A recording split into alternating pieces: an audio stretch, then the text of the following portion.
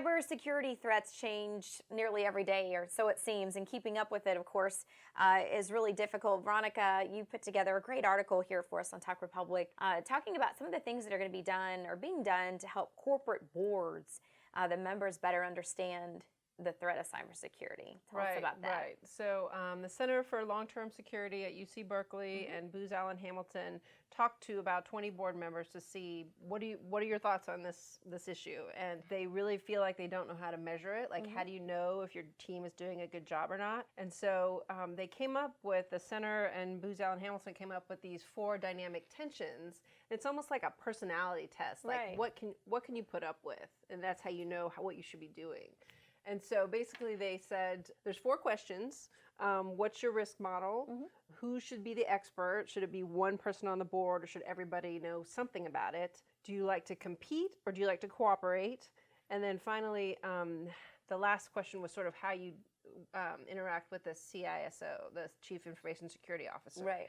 And so they had sort of, these are the questions, and do you lean more toward this end or that end? And so, like with the expertise, they felt like if you had one person on the board who knew everything, then everyone else would slack off. Right. So you really had to kind of spread the responsibility around.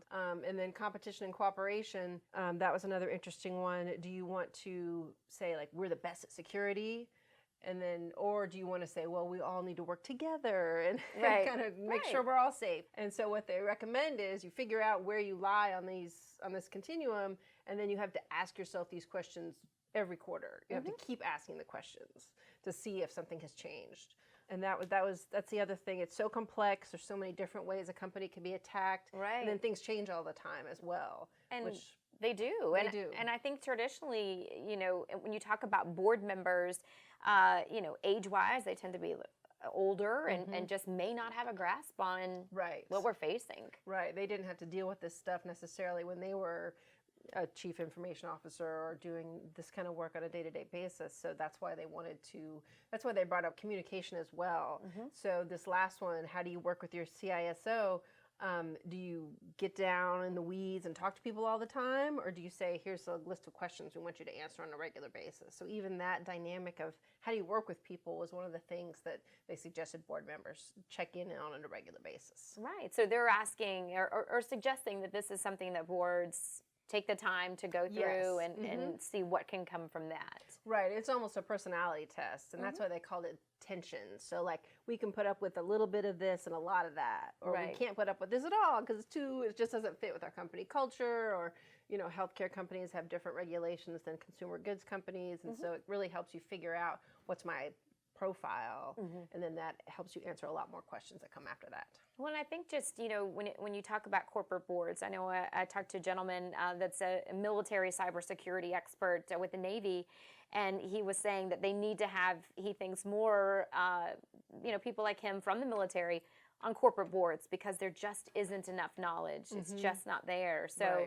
it's definitely a weak link you can see, and it can't be as threatening as cybersecurity can be. Right. And that first question, your risk model, some board members saw it as an existential threat. Like, if we get hacked or if we lose our data, then we could go out of business. Yeah.